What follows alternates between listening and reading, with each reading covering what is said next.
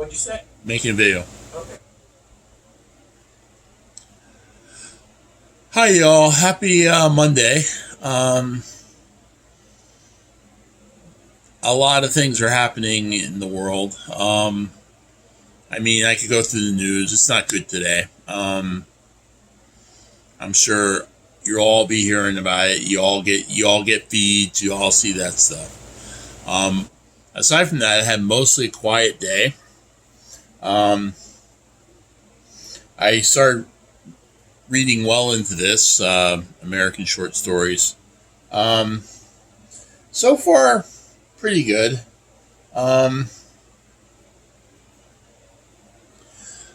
Definitely wide range of characters, different styles. I read some Washington. It started off with Washington Irving.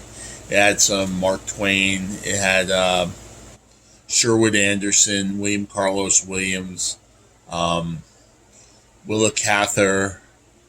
Who else? Um, Charlotte Perkin Gilman. Yellow Wallpaper, which is like interesting story about somebody driven crazy by doctors. Anyway, yeah, it's interesting. I'm about 40% through it. I'm gonna get through it. It'll probably take me a couple of days to go through it.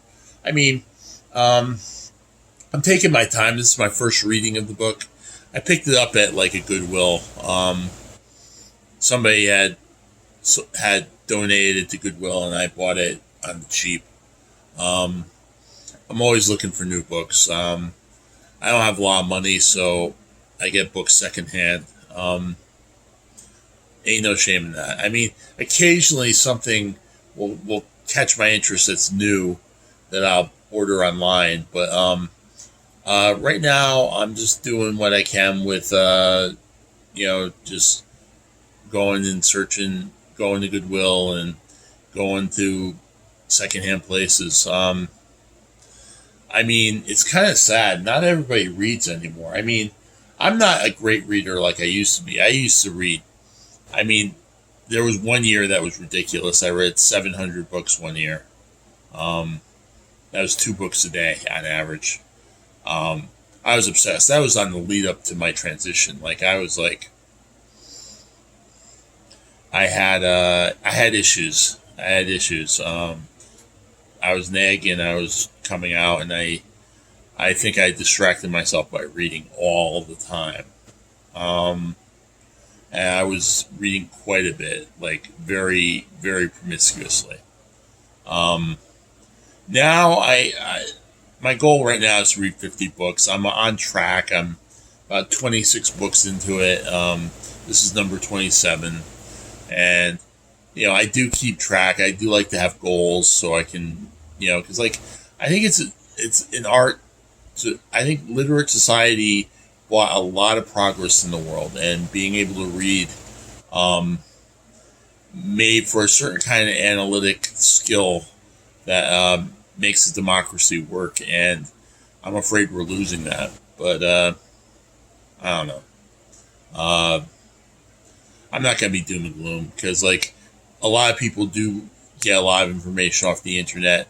In fact, in some ways, they get way too much information. But it's hard to hold on because the algorithms are so geared to your psychology and manipulating you, especially with outrage and rage and fear, basically lizard brain stuff, to get you to keep your eyeballs scrolling.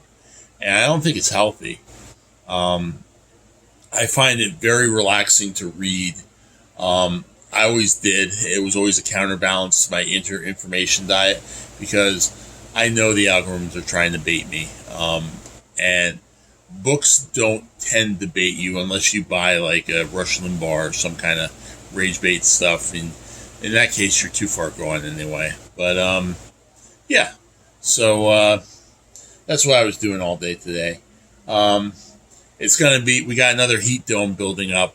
I hope the grid can hold up because we nearly lost it last time on July 2nd. They had to do an emergency order to disconnect the data centers. from the largest grid on the east in the eastern interconnect. It was pretty scary, looking back.